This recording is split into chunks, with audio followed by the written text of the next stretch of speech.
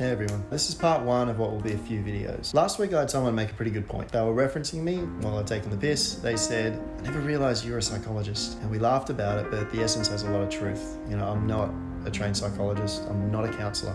I'm not pretending to be. I was trained in high school to be a mediator and mentor for the younger kids, but even then I got kicked out because on the last day my girlfriend broke up with me and my reaction was to pretend I wasn't hurt, act the clown, get into trouble, stood face to face with a teacher 15 years my senior and a good 20 kilograms bigger and challenge him to a fight. Luckily, my coping mechanisms have improved somewhat since then. But needless to say, I was marked non-suitable. So why do I feel I can talk about these topics with any useful sincerity? Because what I'm doing here is talking of my own personal experiences. I'm trying to make it normal to discuss not only mental health as an abstract subject, but the specific setbacks and breakthroughs that everyone goes through. My aim is that people start seeing those with mental illness not as someone villainous and despicable, but a human being trying to get through something, trying to become better. Now, my stories are specific to me, but are likely similar to the stories of thousands of people. I'm not special or anomaly. I'm just as normal as you. So in this, I'm going to try and give you a little bit of a history of my struggles. Now, in this video, I'll be discussing depression, bullying, and suicide. So if you don't feel up to watching it, please don't watch it, seriously. And if you need help, I've linked some wonderful organisations at the bottom. Now, this is part one, birth to high school. I was born to a loving family in the Blue Mountains in Gundungurra and Darug country. It was idyllic. My upbringing was truly wonderful. I played in the bush, I rode BMX and played music and generally just got into trouble. I experienced heartbreak quite early on, kindy, in fact. I fell head over heels in love with Giselle and she in turn kissed Lee under the table, or so I was told. Either way, had my heart broken.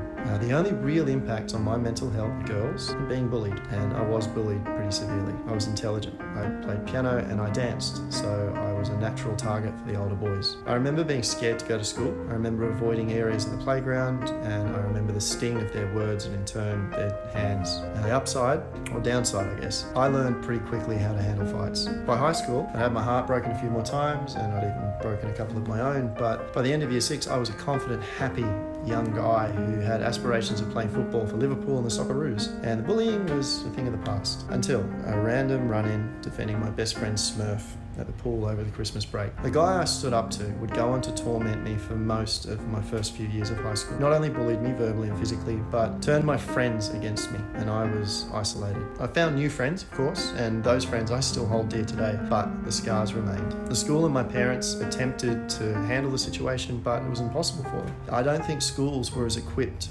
then as I hope they are now, and most bullying was just written off as boys being boys. And when I was 13, Smurf was hit by a car and I lost him at Rockdassaul. The 13-year-old me had no idea how to handle losing a best friend. It would appear I came out of it unscathed, but the issues I faced in my late teens and into my 20s were likely a result of suppression. And by 16 I was functioning on the surface as a normal teen. Underneath I was struggling to deal with not only the loss of Smurf, but my girlfriend's best friend Zen, who we lost that year. I'd started drinking alcohol on pretty much a daily basis, usually as a shot of courage to get me onto the school bus. I also began drinking to excess and seeking out violence, which was absolutely rooted in a feeling that Smurf and Zen deserved to be here. I wanted to be destroyed. I contemplated suicide, even planned and attempted to act on it a handful of times, but it was the song Umbrella by Spearhead that literally saved my life. I realised I couldn't do that to my mum. I knew she wouldn't survive it, so I stuck around, lived through the constant gnawing in my gut, self-medicated, and hoped a tragic accident would befall me too. At age 18, I started seeking out help and my doctor put me on Zoloft. I stopped taking it after I realised it made me feel nothing, absolutely nothing. Now, I'm an empathetic person. Feeling nothing made me not feel like me. Around this time, I also discovered acting and auditioned for NIDA. I mean, if I was going to be a suicidal drinker with a wealth of emotional problems, I might as well make a career out of it, right? Yeah. But all joking aside, it gave me some purpose, although some extra guilt that I'll cover in the next video.